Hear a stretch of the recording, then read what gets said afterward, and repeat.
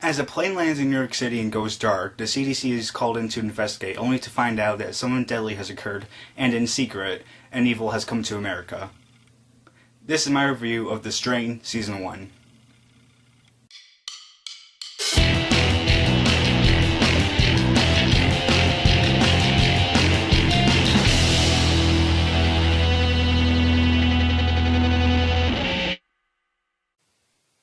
The reason I started to watch The Strain was because when I saw the trailer for the first time for the series, I was thinking to myself, this may be a really good show. It may be on the same level as The Walking Dead, possibly. And another reason I wanted to see the series was because it looked like it was going to be taking a spin or taking its own take on vampire mythology.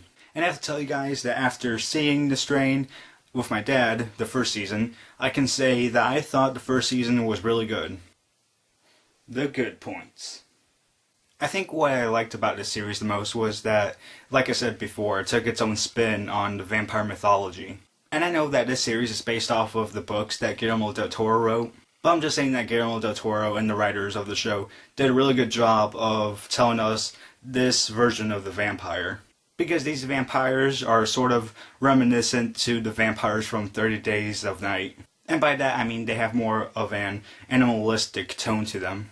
And speaking of the writing, I liked how the writers and Guillermo del Toro decided to use both mythology and science in this series. Because one of the characters, Abraham, is this old vampire hunter. And when he's explained to the other characters of the show and explained to the audience about the mythology of the vampire, he's using his knowledge from books and is from his own personal experience.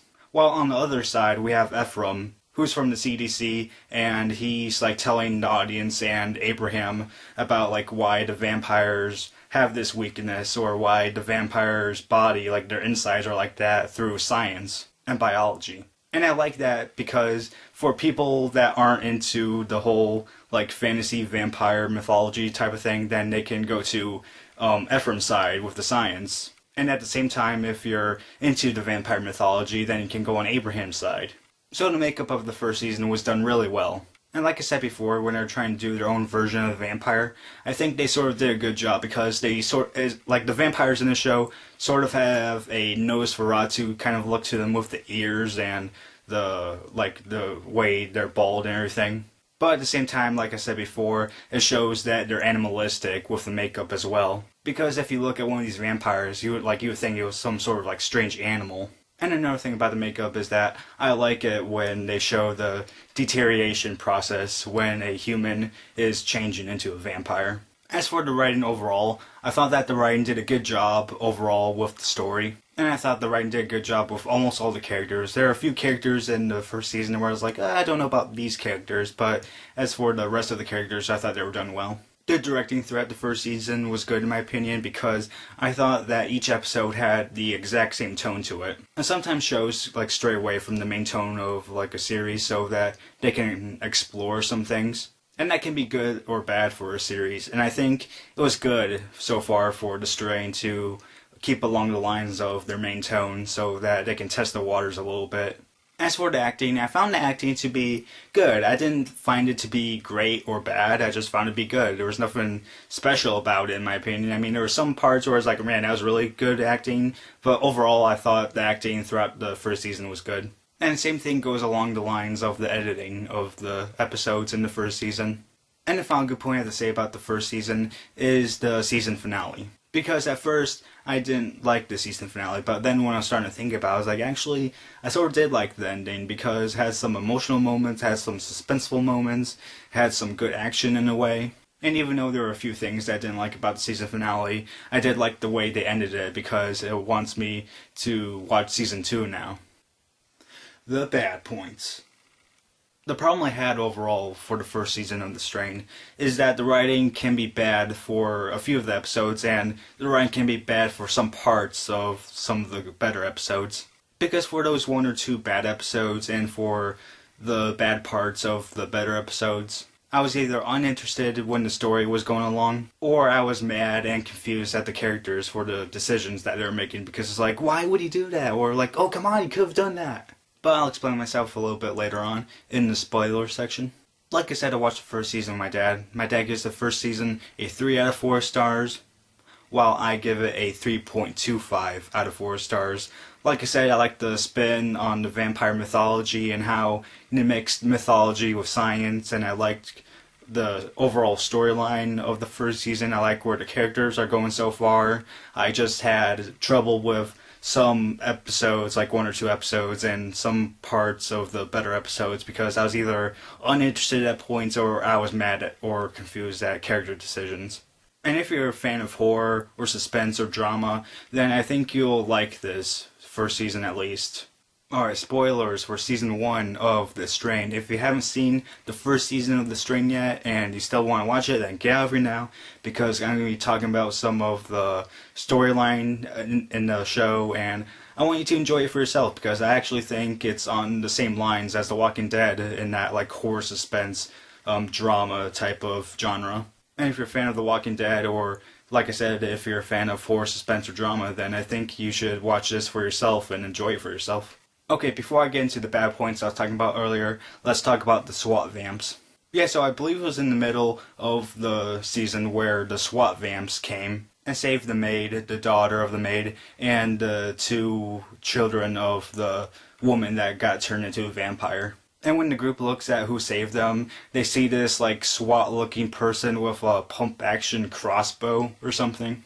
And when the person unmasks itself, we find out that it's a vampire actually. And then you start to wonder, like, who are these vampires? Are these vampires with the master? Are these vampires that are with a different hierarchy? And we do find out that at the end of the season, that these vampires are with a different, like, group and a different hierarchy. And the only reason they're coming out was because the master broke a truce with these older vampires, and now they're at war, I guess.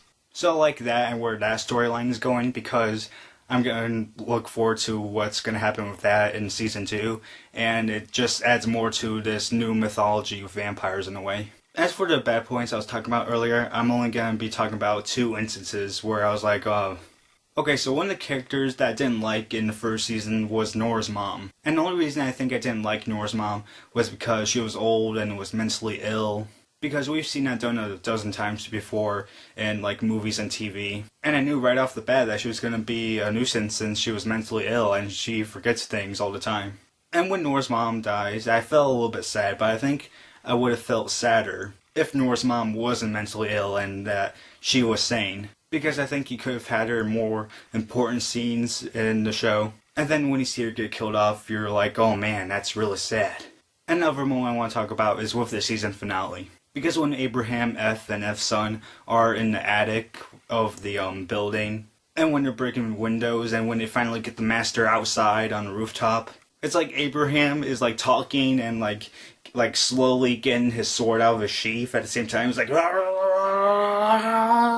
And at the same time we see the master burning up, and that like the sun has really no effect on him, which was a bit cool as well, since that adds more to the mythology. But anyways, so as Abraham has his sword up, he's standing there like for 10 seconds, or like from 10 to 15 seconds, just staring at the master. And during this time, I was just thinking to myself, like, swing the sword! But no, in the end, the master gets away, and it's like, oh man, we have to wait till next season to see if the master gets killed off. And I have no idea why Abraham didn't swing the sword. I guess he was in shock or something that the sunlight wasn't killing him. But still, it's like, if you're not seeing him dying, then swing the sword that's made of pure silver.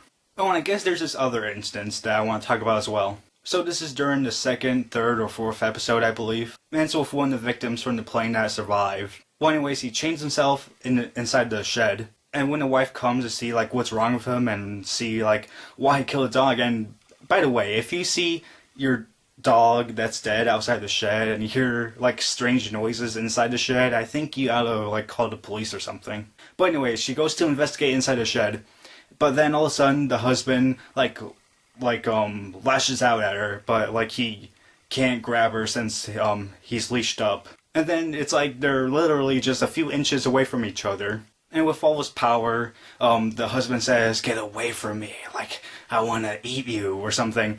But during that 10 to 15 second time period when she's just standing there in front of her, like, vampire-turning husband, it's like, what are you doing? Get out of there now! But yeah, there are a few other character decisions throughout the first season that I didn't like, that were sort of like those two with the season finale and the wife and the husband in the shed.